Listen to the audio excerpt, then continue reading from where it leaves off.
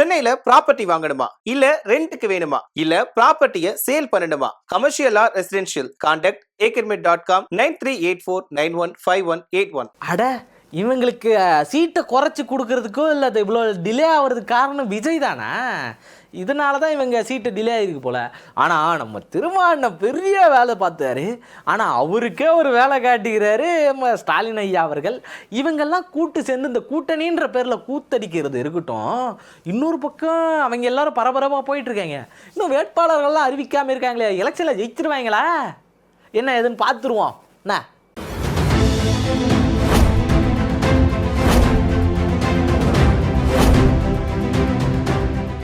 வணக்கம் ஃப்ரெண்ட்ஸ் மக்களே. இது நம்ம இவங்களுடைய கூட்டணி, அதாவது டிஎம்கேவுடைய அந்த மதச்சார்பற்ற முற்போக்கு கூட்டணி பயங்கரமாக போயிட்டுருக்கு அப்படின்னு பார்த்தா இவங்களுக்குள்ளே இருக்கிற அந்த சிக்கல் எல்லாத்தையும் தீர்த்து வைக்கிறதே பெரிய வேலையாக இருக்கும் போல் அப்படின்ற மாதிரி இவங்க கூட்டணியில் சிக்கல்கள் இருந்துக்கிட்டு தான் இருக்குது. அதில் ஒருத்தர் வந்து வெளியே வந்துட்டார். யார் அப்படின்னு பார்த்தீங்கன்னா நம்ம வேல்முருகன் ஐயா வெளியே வந்துட்டார்.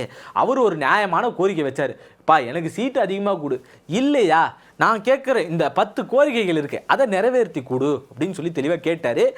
நீ பண்ண முடியாது அப்படின்னு தெரிஞ்சதுக்கப்புறம், ஏன்னா இப்போ பண்ண முடியாது, இதுக்கப்புறம் தான் அவங்க பண்ண முடியும். இந்த 4 வருஷம் 5 வருஷத்தில் என்ன பண்ணீங்க, என்ன பண்ணி கிழிச்சிங்க அப்படின்னு சொல்லி அவர் ஒரு பக்கம் கேட்டார். இது ஒரு பக்கம் போச்சு அப்படின்னாலும் இவங்க பிரிஞ்சாலும் இன்னொரு பக்கம் போட்டியிடலை அப்படின்னு முடிவு எடுத்தாலும் இன்னொரு பக்கம் என்ன முடிவு எடுக்கிறாங்க அப்படின்னா, கட்சியோட மூத்த இருந்து கட்சிக்காக உழைச்ச ஒருத்தர் மட்டும் மண்ருட்டியில் போட்டியிடுவார் அப்படின்னு சொல்லியிருக்காங்க.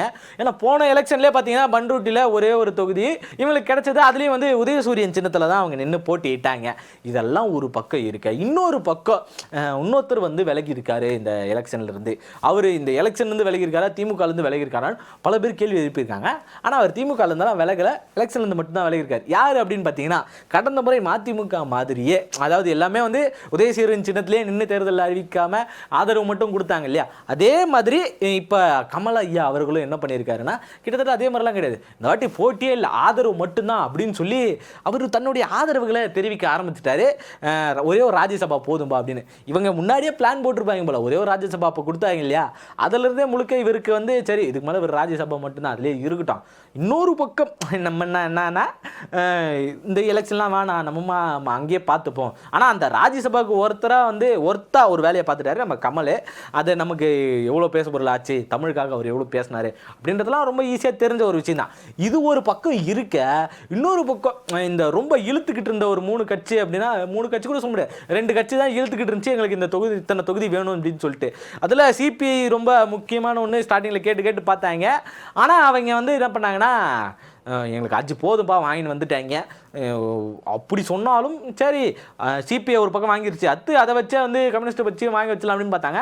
அவங்க கொஞ்சம் இழுன்னு இழுத்தாங்க. இழுக்கும் போது தான் இந்த ஒரு தகவல் வந்து கசிஞ்சுது. என்ன அப்படின்னா, விஜய் அவர்கள் வந்ததுனால தான் இவங்களுக்கு வந்து கூட்டணி இவ்வளோ பேச்சுவார்த்தை டிலே ஆகுது, அவர் பாருங்க அவர் வந்துட்டாரு பாருங்க இவங்களாம் இவ்வளோ ஸ்ட்ராங் ஆகிட்டாங்க, இதை சாக்கு சொல்லி தான் எங்களுடைய கூட்டணியை வந்து இவங்க நாங்கள் கேட்குற எண்ணிக்கையை கொடுக்க விடாமல் தடுக்கிறதுக்கு விஜய் ஒரு மறைமுக காரணமாக இருக்காரு, நேரடி காரணமாகவும் இருக்காரு அப்படின்னு சொல்லி போட்டு உடச்சி விட்டாரு. அதெல்லாம் ஒரு பக்கம் இருந்தாலும், ஆனால் அதை மீறியும் எங்களுக்கு இத்தனை தான்மா வேணும், நாங்கள் ஸ்ட்ராங்காக இருக்கோம் அப்படின்னு சொல்லி இருந்த நம்ம அண்ணன் சண்முக ஐயா தோழர் அவர்கள் என்ன பண்ணார்னா, இப்போ கடைசியில் வேறு வழி இல்லை, இப்போ பிஜேபி ஒரு பக்கம் பயங்கர ஸ்ட்ராங்காக வராங்க, அவங்க யாரெல்லாம் நிற்க வைக்கிறாங்களோ அவங்க எல்லாருமே வந்து கிட்டத்தட்ட அந்த சின்ன கூட்டணி கட்சிகள் எல்லாமே வந்து அவங்க தாமரை சின்னத்திலே வந்து போட்டியிட வைக்க போகிறாங்க. இப்படின்றதுனால இந்த மாதிரியான சூழல்கள் இருக்கிறதுனாலையும் விஜய் அவர்கள் வந்ததுனாலையும் இன்னொரு பக்கம் புதுசாக ஒரு கட்சி உருவாகி அவங்க போட்டிடுவாங்களா மாட்டாங்களான்னு நம்ம சசிகலா டீம் இருக்குது. இதனால் வந்து சரி இப்படிப்பட்ட சூழலில் நம்ம கட்சியை விட்டு கொடுத்துடக்கூடாது, நம்ம கூட்டணியை விட்டு கொடுத்துடக்கூடாது அப்படின்ற ஒரே காரணத்துக்காக நாங்கள் ஏற்றுக்கிறோம் சொல்லி சிபிஐயும் ஒரு பக்கம் ஏற்றுக்குச்சு. இதுக்கு முன்னாடி இவங்க தகவலை பார்த்தோம் அப்படின்னா, போன எலெக்ஷன் 2021 என்ன பண்ணாங்கன்னா 6 தொகுதிகள் கொடுத்தாங்க. அதில் இவங்க 2, சிபிஐ 2, சிபிஎம் 2, இவங்க 2 தொகுதி ஜெயிச்சிருந்தாங்க, 4 ஜெயிச்சிருந்தாங்க. இவங்க கூடவே இருந்த விசிகா வந்து என்ன பண்ணுச்சுன்னா, அவங்க 6 தொகுதியில் 4 தொகுதிகள் வந்து பெருவாரியாக ஜெயிச்சிருந்தாங்க. அது எல்லாமே வரவேற்கத்தக்கதாக இருந்துச்சு. அதுலேருந்து தான் வந்து என்ன பண்ணாங்கன்னா, அடுத்தடுத்து அப்படியே அங்கீகாரம் பெற்ற கட்சியாக வந்து அது மாறிடுச்சு. அங்கீகாரம் பெற்ற கட்சி ஆனதுக்கப்புறம் இப்போ இப்போ நிற்கக்கூடிய 8 தொகுதிகளுமே வந்து பார்த்தீங்கன்னா பானை சின்னத்திலே வந்து நிற்கிறேன் அப்படின்னு சொல்லி ஸ்ட்ராங்காக இருந்திருக்காங்க. இப்போ மதிமுக வந்து பார்த்தீங்கன்னா அவங்க வந்து 4 தொகுதி கொடுத்துருக்காங்க. அதில் 3 உதயசூரியன்லையும் 1 வந்து அவங்களுடைய சொந்த சின்னத்தில் நிற்க வைக்கிறத சொல்லியிருக்காங்க. இப்போ இந்த சொந்த சின்னத்தில் நிற்கிறது வந்து கட்சி வந்து இல்லாமல் போயிடக்கூடாது அப்படின்ற ஒரு காரணத்துக்காக தான். ஏன்னா நீங்கள் எல்லாத்துலேயுமே வந்து அதுலேயே நின்றுட்டீங்க அப்படின்னா எலெக்ஷன் கமிஷன் நீங்கள் தான் போட்டியே இல்லையே, போன வாட்டியும் போட்டி இல்லை, இப்பயும் போட்டி இல்லை அப்படின்னு என்ன பண்ணுறது, உங்கள் கட்சியை தேவையில்லை அப்படின்னு சொல்லி ரிஜெக்ட் பண்ணிடும், கேன்சல் பண்ணிடும் அப்படின்றதுனால இப்போ அதனால் அவர் முன்னாடியே சொல்லிட்டார் வேறு, எங்களுக்கு எல்லாத்துலேயுமே வந்து உதயசூரியனில் தான் நிற்கணும், ஆனால் இப்படி ஒரு சூழல் மாட்டிக்கிச்சு, அதனால் நம்ம தனி சின்னத்தில் நிற்கிறோம் அப்படின்னு சொல்லி அவர் தெளிவாக சொல்லிட்டாரு. அவருடைய ஆதரவும் முழுக்க திமுகவே இருக்குது. நம்ம உன்னிப்பாக பார்க்கணும் அப்படின்னா நம்ம ஸ்டாலின் ஐயாவோட சூழ்ச்சி இங்கே தான் ஆரம்பிச்சிது. அதுக்கு முன்னாடி திருமாவளவன் ஐயா ஒரு பயங்கரமான பிளான் போட்டார். என்ன பண்ணாருன்னா 6 தொகுதிகள் மேலே தான் வேணும், ரெட்டையர்களை தான் வேணும்னு சொல்லி டிமாண்ட் வச்சுக்கிட்டே இருந்தார். சிபிஎம் சிபிஐ இவங்களுக்கு குறைச்சது 5 கொடுத்துட்டாங்க இல்லையா, இதை பிளான் பண்ணி அவங்க எடுத்துடலாம், இவரையும் 5 தொகுதி கூப்பிட்டுலாம் அப்படின்னு சொல்லி பேசியிருந்தாங்க. எல்லாரும் அவரும் அப்படிதான்பா ஒத்துப்பாரு அப்படின்னு சொல்லியிருந்தாங்க. இப்போ இப்படிப்பட்ட ஒரு சூழலில் தான் அவர் என்ன பண்ணாருன்னா பயங்கரமாக இந்த பாண்டிச்சேரியில் ஒரு தேர்தலில் வந்துருச்சு இல்லையா, அதுவும் இதெல்லாம் கம்மி பண்ண போகிறேன்னு சொல்லியிருந்தாங்க இல்லையா, அந்த இடத்துல என்ன பண்ணிட்டாரு அப்படின்னா நாங்கள் 3 இதில் போட்டிடுறோம்ப்பா, தனித்து போட்டிடுறோம் அப்படின்னு சொல்லி அறிவிச்சிட்டாரு. அங்கே 3 போட்டிடுறோம்னு சொல்லி அறிவிச்சதுமே இங்கே கப்புன்னு பற்றிக்கிச்சு. அன்னைக்கு நைட்டு என்னைக்கு அங்கே அறிவிச்ச அதே நேரத்தில் இங்கே கப்புன்னு பற்றிக்கிட்டு 8 தொகுதி உங்களுக்கு பா, இதுக்கு மேலாம் முடியாது, பார்த்து இருங்க, மெஜாரிட்டியில் நம்ம ஜெயிச்சாகணும் அப்படின்னு சொல்லி கேட்டுக்கிறதுனால அதில் அவர் ஒத்துக்குன்னு வந்துட்டார். இப்போ 8 தொகுதி கன்ஃபார்ம் ஆயிடுச்சு. முதல் வாட்டி போய் பேசுகிறாரு, அறிவாலயத்தில் பேசுகிறாரு, ஒத்துப்பட்டு வரல. அடுத்து தனியாக அவர் வீட்டுக்கே போய் பேசுகிறாங்க, 2 வாட்டி போய் பேசுகிறாரு, அப்பயும் சரிப்பட்டு வரல. 2வது கட்ட பேச்சுவார்த்தையே அங்கே அஃபீஷியலாகவே வந்து பேசுகிறாரு, அங்கே அறிவிச்சிட்டு வந்து இங்கே பேசுகிறாரு. ஸ்ட்ராட்டஜி கிங் ஒரு வார்த்தை சொல்லுவாங்க, Stalin is more than of dangerous of Kalaignar அப்படின்னு சொல்லுவாங்க. ஆனால் அவருக்கும் டேஞ்சரஸான ஒரு ஆள் யாருன்னா நம்ம திருமாவளவன் இருந்துக்கிட்டு இருக்காரு.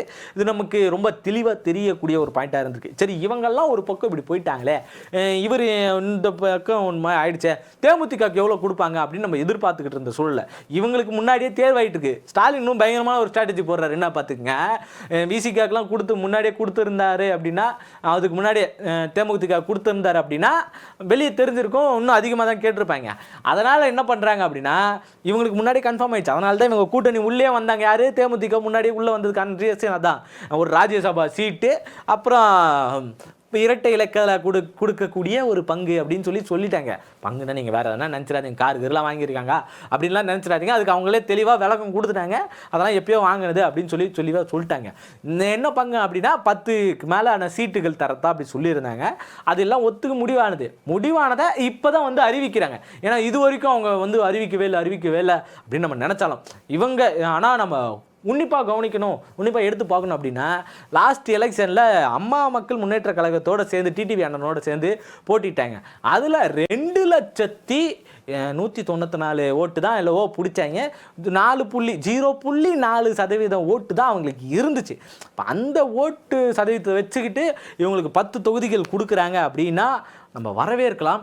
அதுக்கு காட்டுற கருணைகளை இந்த பக்கம் உங்கள் கூடவே தோத்தாலும் ஜெயித்தாலும் கூடவே இருக்குன்ற இவங்களுக்கு காட்டியிருந்தீங்கன்னா நல்லா இருந்திருக்கும். ஆனால் என்ன பண்ணுறது, அது இவர் தெளிவாள், இவங்களுக்கு கொடுக்குறதுக்கு முன்னாடி அவங்களுக்கு கொடுத்துட்டோன்னா சண்டை வந்து கேட்பாங்க, அவங்க இவ்வளோ தான் இருக்காங்க அப்படின்னு சொல்லி கேட்பாங்க. அதனால் நான் என்ன பண்ணுறேன், முன்னாடியே கொடுத்துட்றேன் உங்களுக்கெல்லாம் முடிச்சுட்டு இவங்க நம்ம பசங்க அறிவிச்சுக்கலாம் அப்படின்னு சொல்லிட்டு நேற்றே திடீர்னு வந்த 2 அறிவிப்பு என்னென்னா, கமல் அவர்கள் போட்டியிடலை, ஆதரவு மட்டும் தெரிவிக்கிறேன் அப்படின்னு சொல்லுறதும், இன்னொரு பக்கம் யார் நம்ம பிரேமலதா அவர்கள் 10 தொகுதிகள் கொடுத்துருக்காரு அப்படின்றத தெளிவாக சொல்லிட்டாங்க. அப்போது வாழைப்பழம் வலிக்கு தேன் கலந்த பாலில் விழுந்துருச்சுன்றது ரொம்ப தெளிவாக தெரியுது. இந்த எலெக்ஷனில் இவங்க இந்த கூட்டணி ஸ்ட்ராட்டஜி வச்சு ஜெயிப்பாங்களா அப்படின்னு பார்ப்போம். ஏன்னா ஒன்றும் வேட்பாளர்களே அறிவிக்கலை, ஒரு பக்கம் அறிவித்து பயங்கரமாக பரபரப்பாக போயிட்டுருக்காங்க. என்ன நடக்குதுன்றத காத்திருந்து பார்க்கலாம். நன்றி, வணக்கம்.